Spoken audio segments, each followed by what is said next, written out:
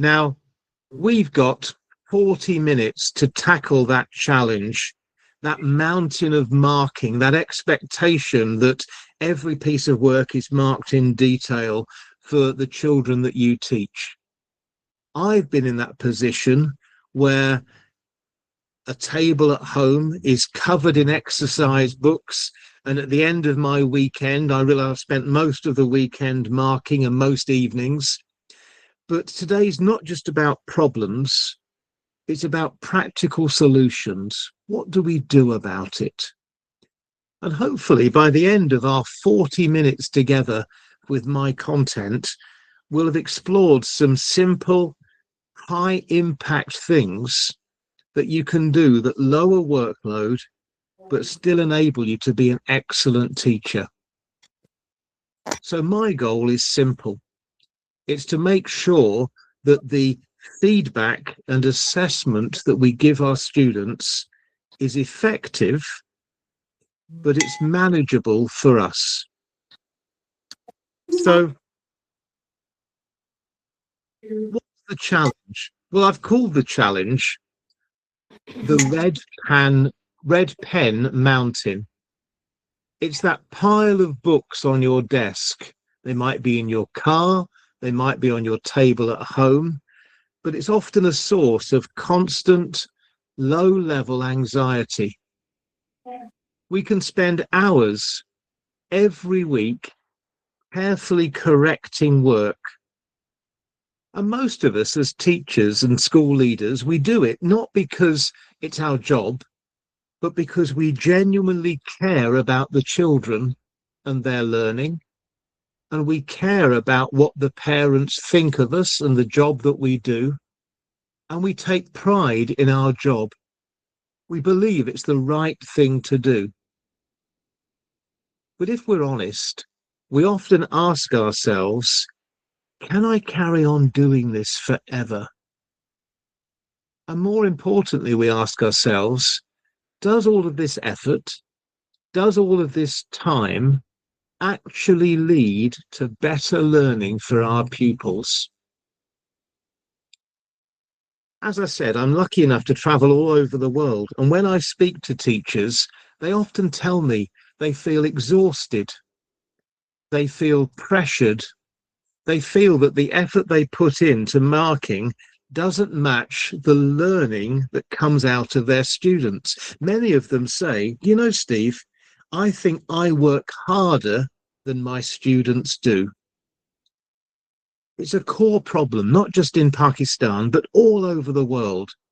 Yeah, we're doing a lot. We're burning ourselves out on an activity that often doesn't help children at all. It's what I call the marking fallacy. Yeah, we, our pupils, and often our managers in school confuse the act of marking, you know, physically ticking, writing comments, correcting things, with the impact of feedback. Now, in my presentation today, I always like things to be research-based. So it's not just Steve's opinion, Steve's experience. It's saying, actually, international researchers support what I'm saying. So here, I've quoted Professor Dylan Wiliam. Yeah? Now, Dylan Wiliam is a leading authority in the world on formative assessment.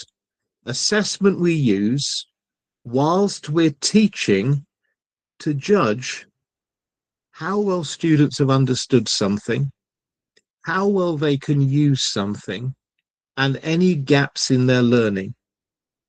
And of course, that's different to summative assessment when we're testing what they've learned at the end of a topic or the end of a course. Yeah? Many teachers spend a lot of time doing summative assessment, MCQs, multi-choice questions, end of topic tests, presentations, all of that tests what children can remember. Formative assessment is the judgment we make on learning while it happens. And that's what helps students improve. And Dylan William is an expert on formative assessment. And what he says is that often, although the purpose of feedback is to improve pupils' learning, if that feedback doesn't cause a change in what pupils are learning and the way they learn it, it doesn't matter how long we spend on the ticking and the writing the comments, it's been a waste of time. So my first key takeaway from today's presentation is your feedback, the marking that you do, must bring about a change in children's learning. Because if it doesn't, you're better off spending that time as leisure time, doing things you need to do at home, spending time with your family, because it's not going to make any difference anyway. However, of course, there's different audiences. There's what parents expect, and there's what your leaders expect. And part of what I'm going to do today is to talk about the importance of explaining your feedback strategy. When I share some ideas that really work, please do try them in your classes, but do also take time to talk them through with your school leaders. Take time to explain them to children's families about this is why we're assessing, this is why we're giving feedback in this way. It's so that your children learn really well and they get even better grades.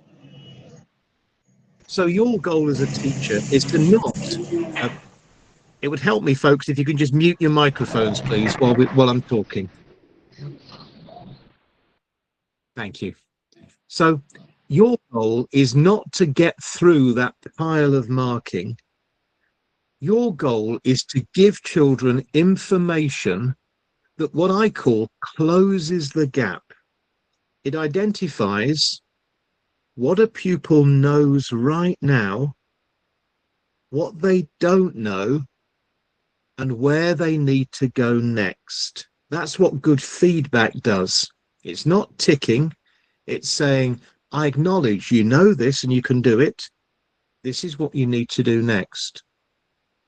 And once we accept that, we can stop asking, have I marked the book?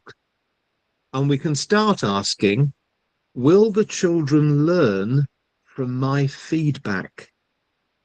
And that's the thing that really changes the quality of what we do as teachers. So let's look at this thing that I call the marking learning fallacy. This is a core belief, and it's often unstated in our schools and with our school leaders, that the act of marking is in itself a good thing and an effective thing. I'm sure you've all heard those teachers in the staff room who say, oh, do you know, I marked 90 books last night, although that's something to be praised and admired. Often we believe that the more comments we have, the more red pen we use in a book, the better we're doing our jobs.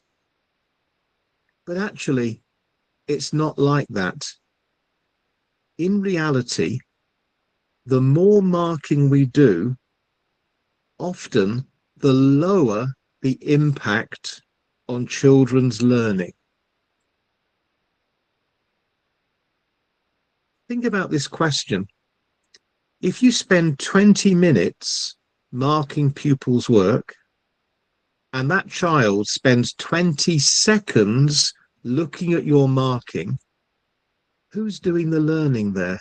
Is it you learning about their work, or is it them learning from the feedback? What we want to be able to do is to flip that, to reverse it, so we can give feedback very quickly in a focused way, and students need to spend time reflecting and acting on that feedback so that they learn better. So how do we do that? Well, here's 3 ideas I'm going to share with you. The first idea is called the marking to feedback shift. What's the difference? Marking is about evaluating. It looks backwards. It's a one-way conversation where we as the teacher justify the grade we've given. It's about correcting work. So we look backwards and we say, okay, you've got 8 out of 10. Well done. Or you've got an A. Well done. Or you got this question wrong. Here's the right answer. And what tends to happen with that is what Dillian Williams says is if we give just a grade, if the students get a high grade, they feel great and they move on to the next thing. They never think about why. If they get a low grade, they feel bad, but move on to the next thing because they feel bad and never think about why.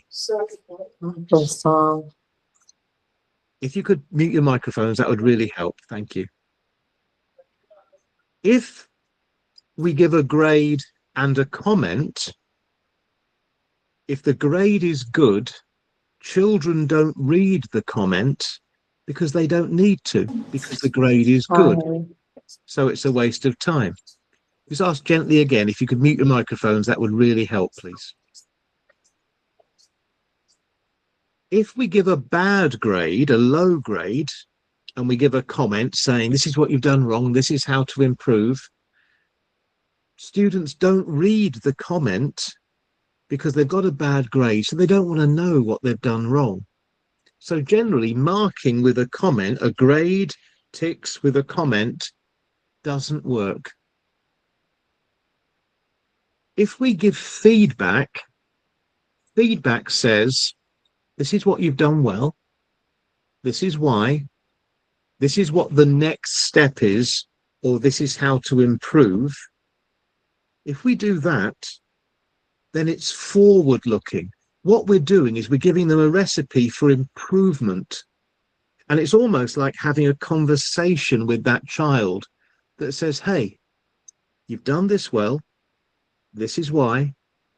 These are the next steps.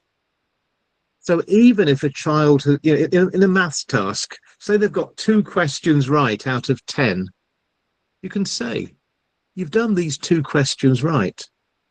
This is why you've done them right. Here's what you need to do next to correct the questions that you've done wrong. But we don't tell them the answers. We expect them to do it so they improve their learning and their work. So the goal is always with feedback to improve. So we say things positively. We're not going to say, poor work, you've got most of this wrong, you need to try harder. That doesn't help anybody. It might be poor work. They might not have concentrated. They might need to try harder, but we say it in a positive way. So we focus on something they've done well. You might say, there's some really good ideas in this piece of writing. It might be a story that a primary school child has written. It might be an essay that a high school child has written, but there's some really good ideas in it. These are why the ideas are good. To improve, I really want you to focus on your handwriting and your punctuation so that it's easier to understand your ideas.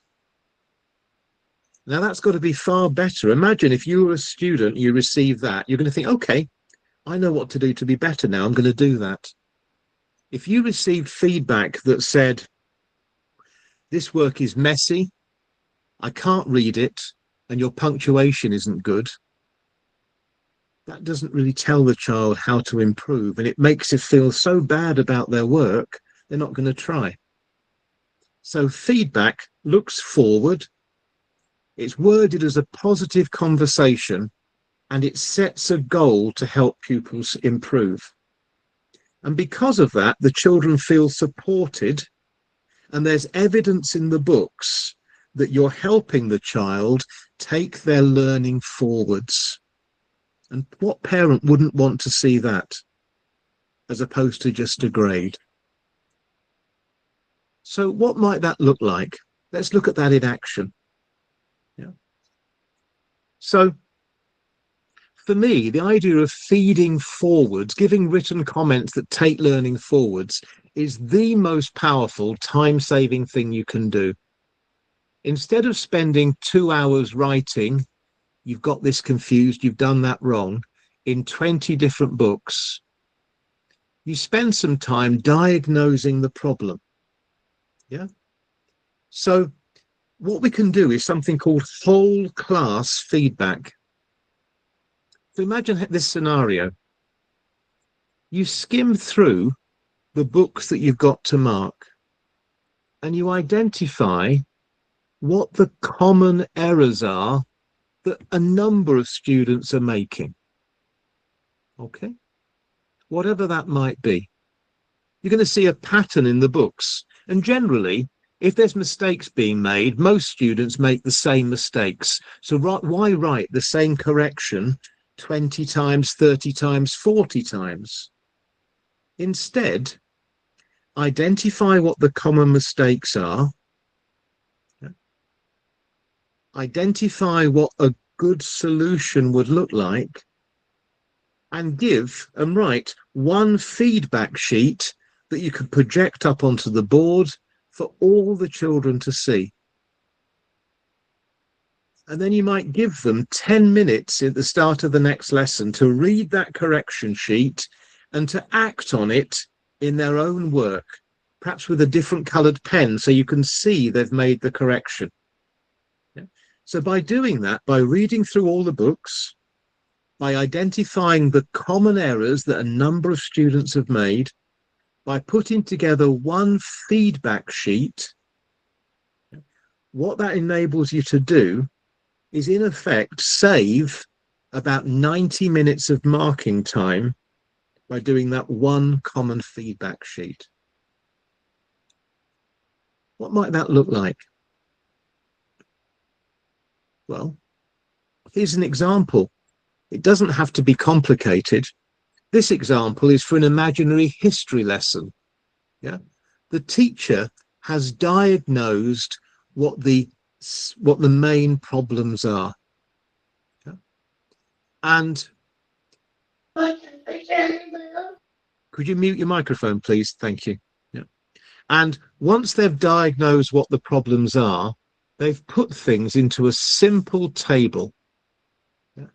And in that simple table, they're going to project what the students need to do to improve. And then every child then has some time at the start of the next lesson with clear instructions on the board to go through and make those corrections and take their learning forward. So they might have one column of their feedback sheet that says common misunderstandings. And then the teacher writes, many of you confuse these things.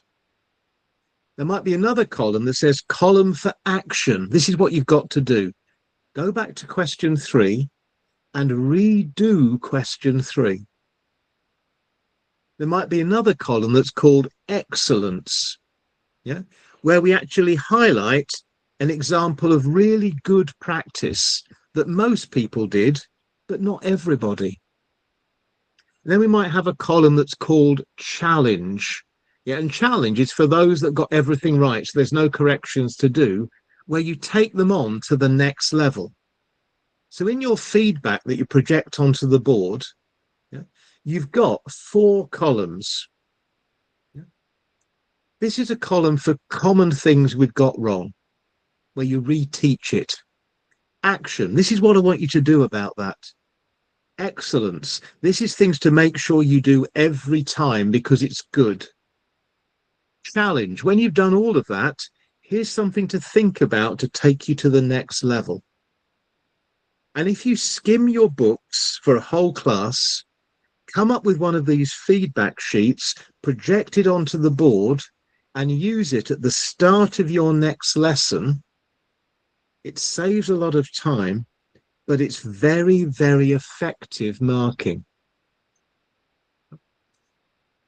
Another thing you can do is you can try, if you want to do individual written feedback, yeah, is to use what we call what, why, and now. Yeah. So you go through your books, yeah, and you present on the board, this is what most people have got wrong. This is why. So you give them the solution and show them how to do it. Now, this is what I want you to do. Yeah. What, why, now. That's another simple structure for a feedback sheet. I would really recommend you try that strategy. And the other thing that makes it really good evidence for you is you can keep those feedback sheets electronically. And if your school leaders say, show me evidence that your marking is effective, because I can't see any ticks in your books, you can say, okay, I looked at all the books on this date. I identified these common errors. I gave the students the solution for these errors. This is what I asked them to do. And then I asked them to extend their learning with this good practice. Look, here's the evidence on my sheet. And if you look at the books, you can see they've used a different colored pen. So I know they've acted on it. That's got to be good practice that you can evidence for parents and school leaders. Let me share another strategy with you. This one is called targeted feedback. Yeah. This is for when you do want to write in individual books, but you want to do it efficiently. So I call it less, but better. Okay. So the key here is stop being a corrector and start being a prompter. Let me explain. The first thing I want you to do in this strategy is you find one thing. Yeah. So instead of trying to mark everything, you tell the class in advance, for this piece of work, I'm only going to mark your introduction because I want to focus on introductions. Or for this piece of work, I'm only going to correct your spelling. For this piece of work, I'm only going to look at the process of your mathematics, not the answer, or the other way around. I'm only going to look at the answers, but not the process. Yeah. So we identify and we tell the students in advance, that's what I'm looking at for this piece of marking. Now that does two things. The first is pupils will put their effort into the thing you're looking for. So if you're looking at the introductions, they will focus on writing a really good introduction because they want to do well. If you're looking at the answers in mathematics, they'll focus on making sure their answers are really clear. If you're focusing on spelling, they'll give extra attention to their spelling. Okay, so that's the first purpose. The second purpose is because you're not marking everything, it takes less time to mark, but the feedback is really specific. So that's the find one thing. Huma, could you mute yourself, please, Huma? Thank you. So that's the find one thing part of targeted feedback. The next thing is to use minimal marking codes. Yeah. So agree some codes with your students that they understand. So instead of having to write, you spelt this word wrong, just put SP in the margin. Yeah. They will know then they've spelt that word wrong. You underline it. Yeah. If it's punctuation, it might be a little upward arrow. If there's a word missing, it might be a question mark for something being unclear. Whatever it might be, come up with simple codes that you teach the children so they understand. In mathematics, if the working is wrong, the calculation, put a W. If the answer is wrong, put an A. If the application, they haven't understood the mathematical process, have another symbol for that. But it saves a lot of time if you agree your marking codes. And what I used to do was I had my marking codes projected onto a display on my classroom wall, written out, so they were there as a reminder all the time. That can save a lot of time. And then the third thing, dot marking. Yeah, just putting a dot in the margin says there's a mistake somewhere on this line. I'm not telling you what the mistake is. You've got to find it. Yeah, and that then makes the students become active in their marking, not passive. Yeah, if you say this is wrong in this line, this is the correction, there's nothing for the student to do. If you just put a dot and say there's a mistake there, it builds up their skills to find it. And you can do that in something that involves words or something that involves numbers. And that makes them actively think about what they've done wrong and what the correction is. We explore that in a little bit more detail. So the pen is a prompt for the student to correct something. It's not for you to correct it for them. Yeah, if you correct it for them, it makes them passive. Whereas if they correct it based on your prompt, the symbol, the dot, the question mark, yeah, then they become active learners and the learning is better. Yeah. It also builds up resilience in students. The idea that all of us get things wrong, we can do things better, that's good. And we don't get those students who perhaps are a bit sensitive. And if you say something's wrong, they either burst into tears or they go into a sulk or they complain. Yeah. Say, no, it's about learning. Mistakes are good learning. So it builds up that resilience and it makes them think. You've said there's a mistake in this line. You find what the mistake is. Yeah. And then if they really can't find it, give them some clues, but give them time to do it. So it stops them just glancing at the correction and moving on. They have to engage with it.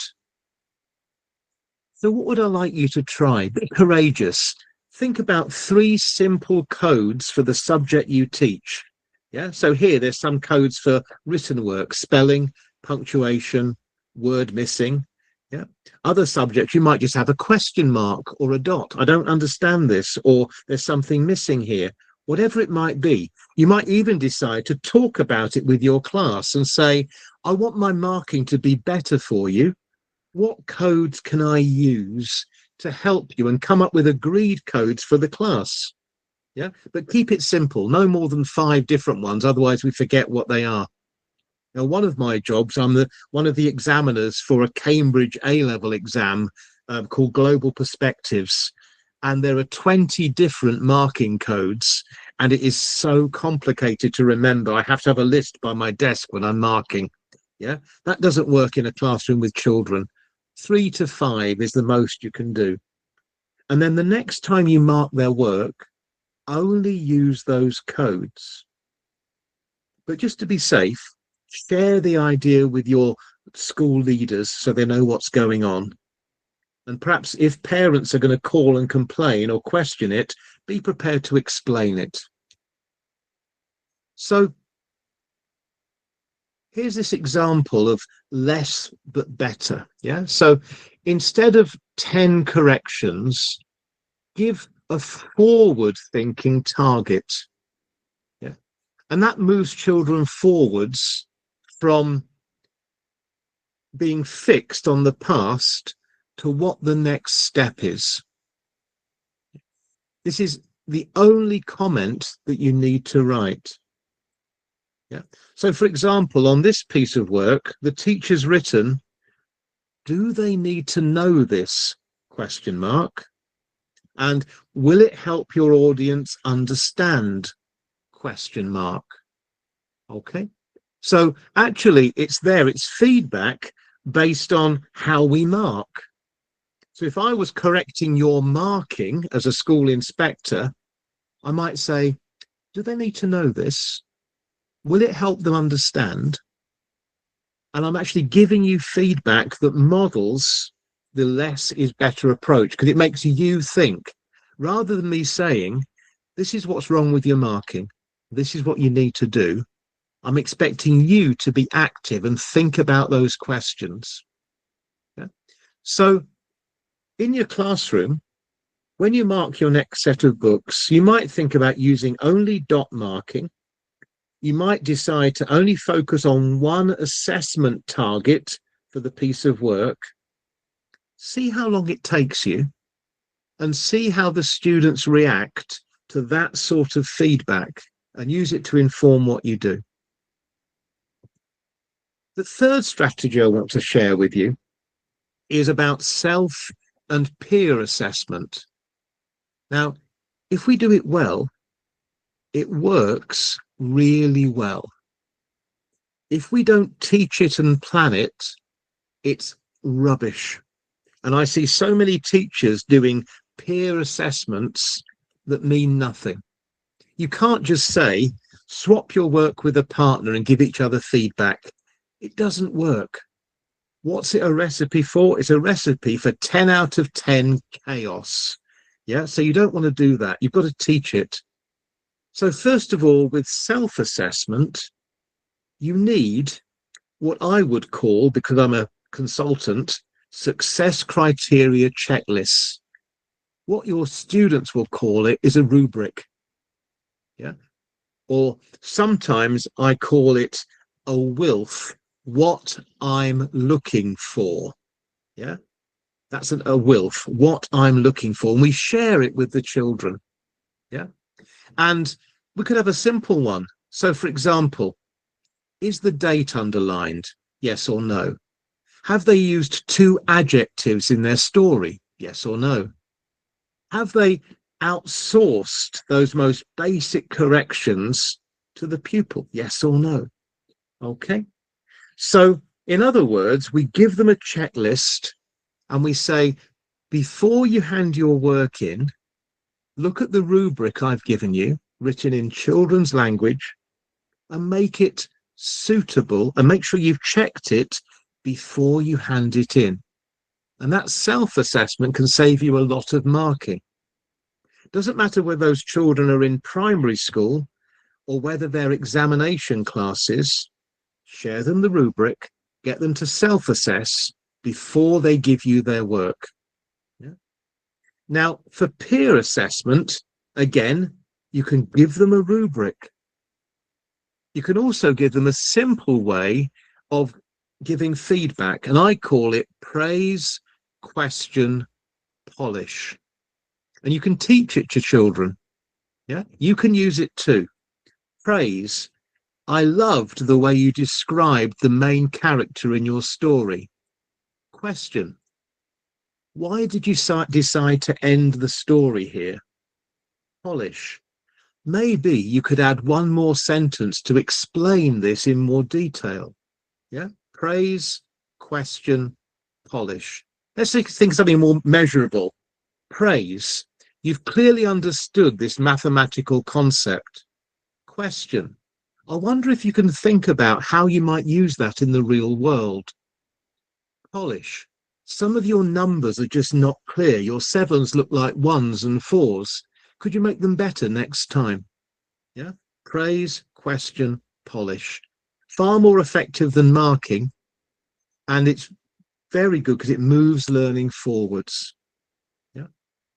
It's even better in terms of things to try in your classroom if you can do it out loud. Yeah. Model it live.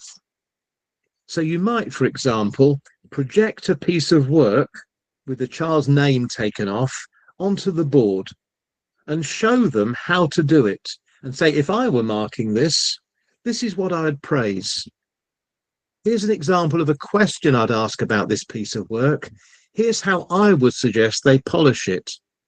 Now you try it with an extract of a piece of work.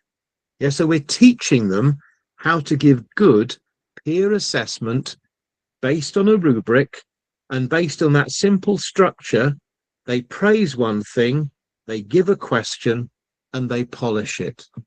Yeah? And if we do it right, what that does is it empowers the children. Yeah, because they take ownership of their own learning. It's not about I get it done as quickly as possible, then I hand it into you. It's about them thinking about the rubric, checking their own work, and when they do peer assessment, by them giving the feedback to the other student, that makes them think about their own work as well. And then, of course, when they get that feedback, they need time to act on that feedback too. So it's empowering, it's really effective.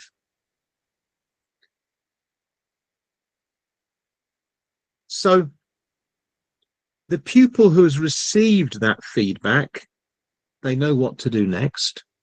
The pupil who gave the feedback has had to develop their critical thinking skills and has had to make a good feedback for the other child. So they've both learned from the process. So it's really good learning. Yeah. So think about modeling that. Now, I'm aware I've had my 40 minutes and I'm getting towards the end of my time. So let me just summarize what we've talked about. We've said that marking is generally ineffective and it's a waste of time. If you want to be more effective in the way that you give feedback on students' work, 3 things you can try are, firstly, whole class feedback, where you have that summary projected onto the board of common mistakes, solutions, and don't forget the action they've got to take, and then the challenge for when they're finished, so you don't have any children doing nothing at all. We've talked about the importance of targeted feedback, where you're a prompter, not a corrector, so the students are doing the work for themselves, and using marking codes, using dots, so children got to think. And then the last thing we said is get the students to do some of the work for you, because it's learning for them. But remember, they need a good rubric and they need to be taught how to do it. So think about, from that training I've given you, what's the one thing that you might try this week? Now, we've left 15 minutes for questions. So let me stop the share and let's take some questions from anybody that would like to ask.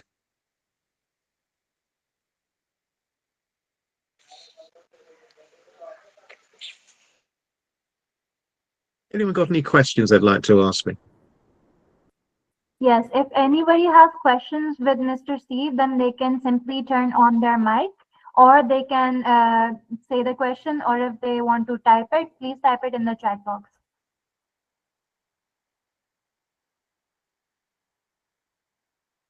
There is a raised hand icon, so if you want to raise your hand, you can ask me directly, and I'd far rather do that if possible. So any questions from anybody? Hello, Steve. Hello. It's Nudrat here. Yes. Yeah. Hi. Yes. Nice to meet you, Nudrat. Go ahead. Yeah. You've been my tutor for the PL induction as well. All right. Of course. Yes. Yeah. Okay. Yeah. Nice to meet you again. All right. Same here. So my question is, yes, marking is something that the teachers cry about all the time. And they say that, that's the workload. But that is not just the only workload. That is the reason for turnover. And so what are other elements that add on to this problem? Okay. So I think that depends very much on context. What I like teachers to do and school leaders to do is to reflect on how they spend their time and look at which of those things actually makes learning effective and which don't. So one example, which is very common in many schools across the world, is teachers spend far too much time talking. Yeah. Agreed. And they think they're doing a good job if they stand up in front of the students and they lecture for most of a lesson.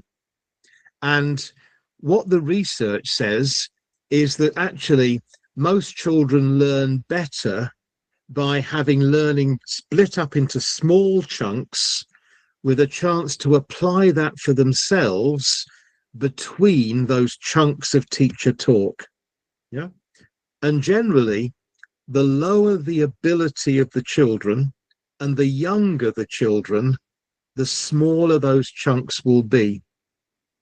And what I say to teachers is an easy way to remember it is the amount of time a child can concentrate is roughly equal to their age, but in minutes. So you can expect a 5-year-old to concentrate for 5 minutes, a 10-year-old for 10 minutes, a 15-year-old for 15 minutes. And when you get to an adult, all of us, it's about 20 minutes, and it doesn't really increase after that. Otherwise, I'd be concentrating for 62 minutes, which I definitely can't do. Okay.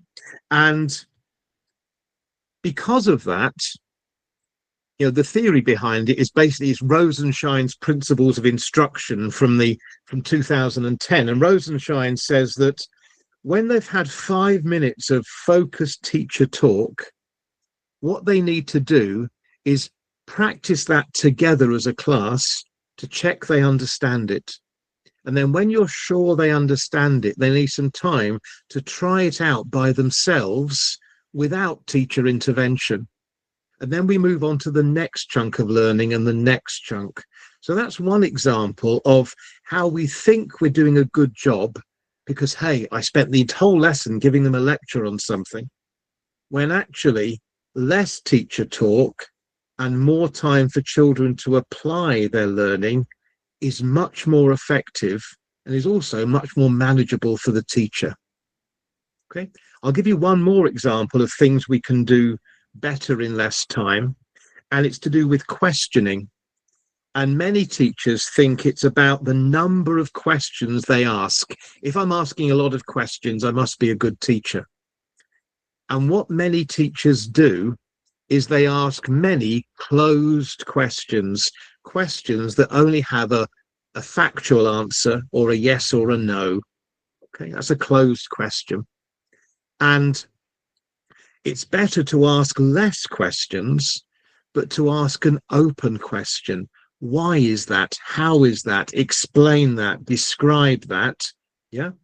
And if you do that, and then you say to other children in the class, how would you add to that answer and make it better?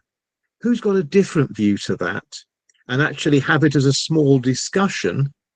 You may only ask 5 or 6 questions in a lesson, but the quality of learning is better because it involves thinking at a higher level than just recalling information. So that's a couple of examples of how teachers can spend less time on them, more time focused on the children, and because of that, they learn better. Is that okay, Nudrat, as a brief Yes. answer there in the time we've got? I do. And I also believe that the more the teachers are in control, the more burnt out they feel because they just make it such a big deal for themselves. They don't want to let go of the control. I think they need to spend more time planning rather than teaching. Yeah, and I think the other thing I would perhaps agree with you on is sometimes the teacher giving a lecture is a reflection not on the fact they think that's good teaching, but they think if they do that, it's easier to manage the children's behavior. And in fact, the opposite is true. If we have children sat there passive for long periods of time, it's more likely that they're going to misbehave and get bored. Whereas if we split it up into chunks and have little episodes of engaged learning, independent learning, it's more likely that the behavior will improve because they find it interesting. So yeah, I agree with you on that, and that's another reason to change things. Now I noticed a quick message came up from somebody who said I have a question, but then I didn't see what the question was. It's from Kieran. Go ahead. Yeah. Excuse me, sir. Hello. Hello. Yep. So Miss Mona also has a question. She has raised her hand as well. Can you please answer her after Miss Kiran? Yeah, I can't see the questions because I can't see the chat. So let me have a look. No, I haven't got a chat icon on my screen, so I can't see the chat. I'll tell you the question, okay? Okay, thank you.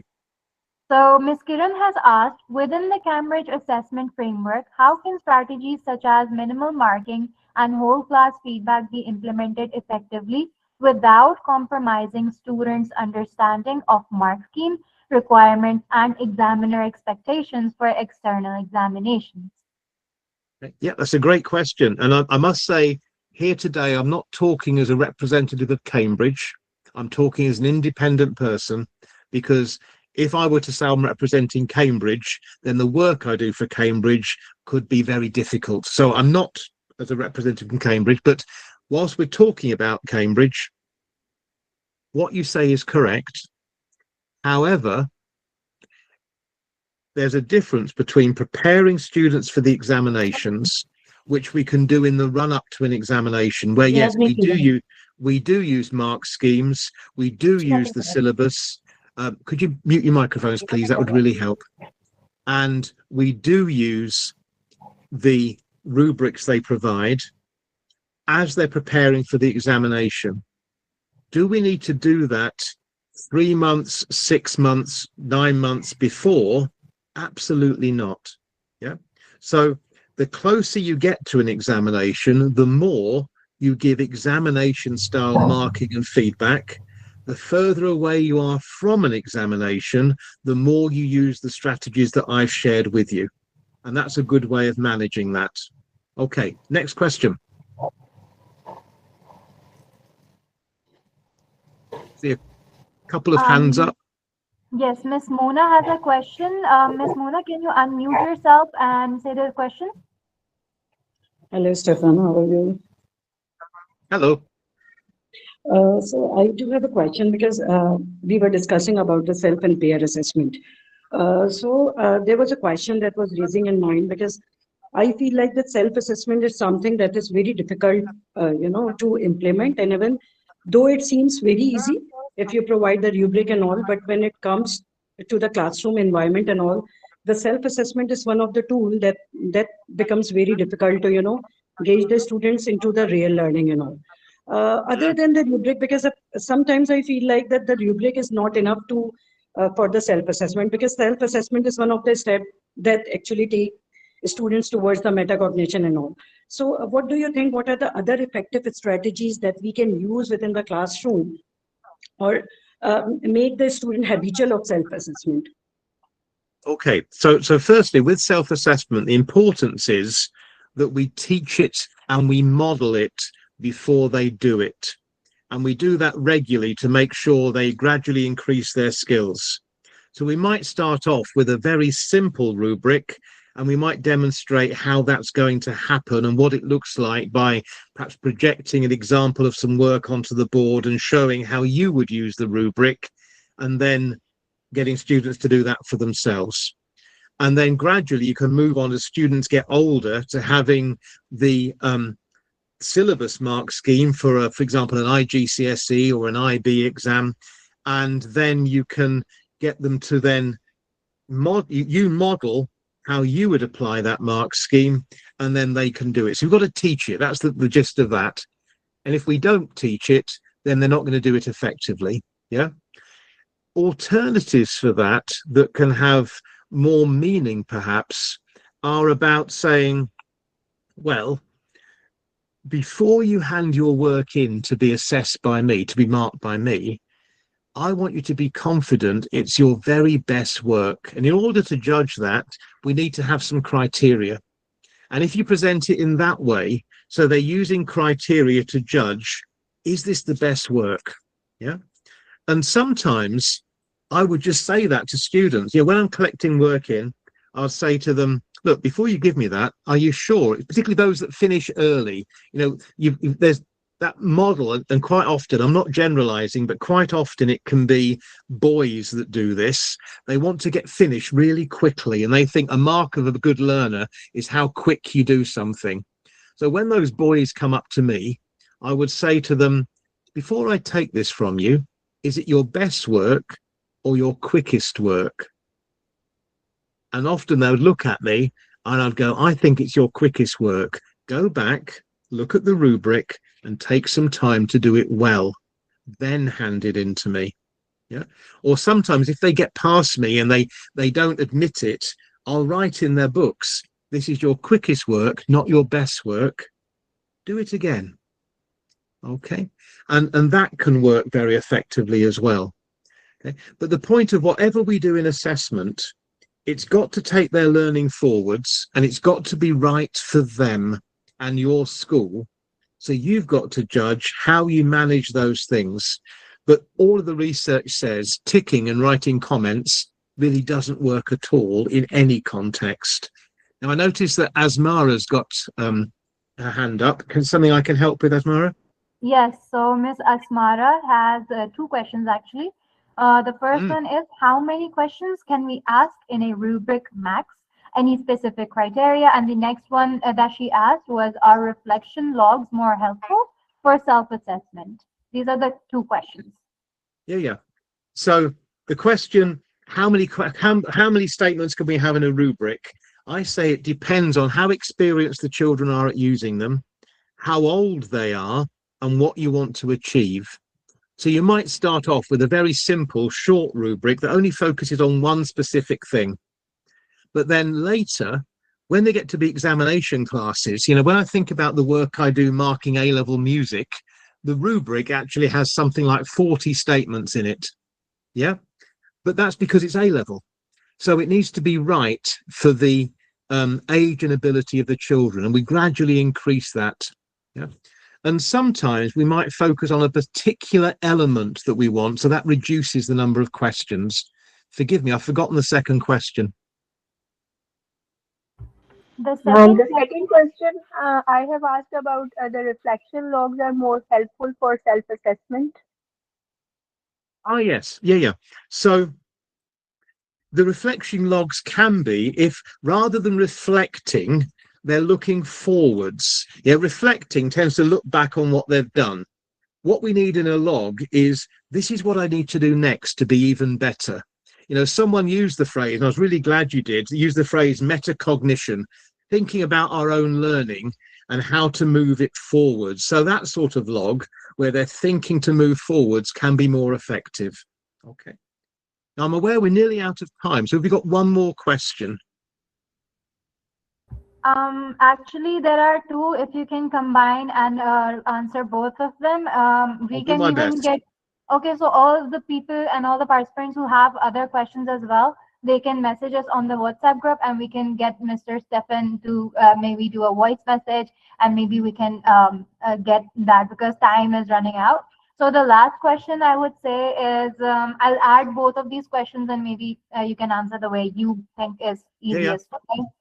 So the first question is by Miss Samira Asif, and she said that you mentioned displaying whole class feedback such as Waggle was for students to refer to. Instead of creating your own model or feedback, could we use one student's best piece of work as an example to show the class what high quality work should look like?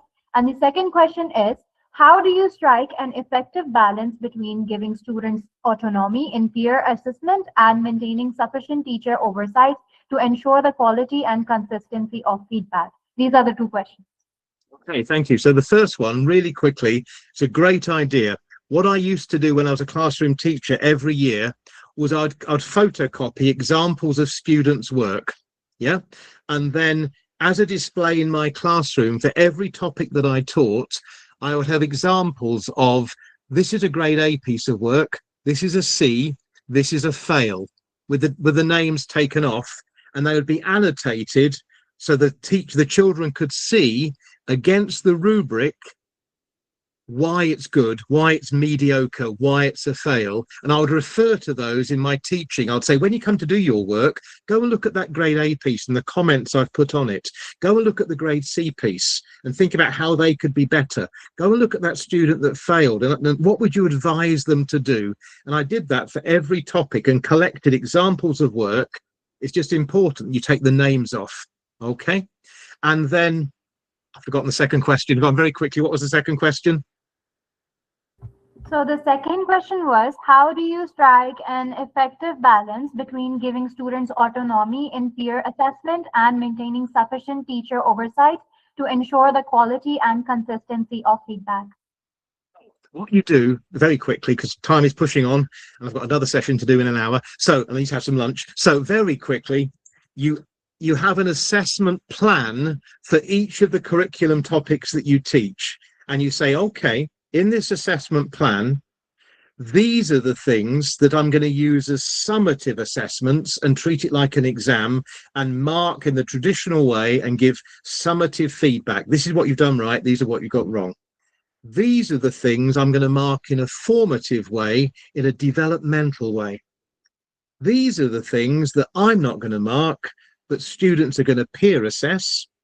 These are the things that students are going to self-assess. And you build that into your planning for the topic, and you build it into your lesson plans. So you've got a quality assurance balance across the whole topic.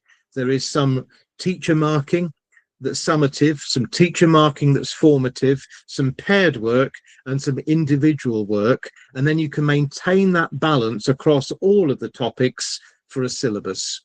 Okay, very quick answer there. Sorry about that. Listen, folks, I'm out of time. My apologies for that. I've really enjoyed working with you for this hour, and thank you to the Connector organization for facilitating this, and hopefully we'll get a chance to work together again in the future. So thank you so much, but I need to go now, everybody. Mr. Steve?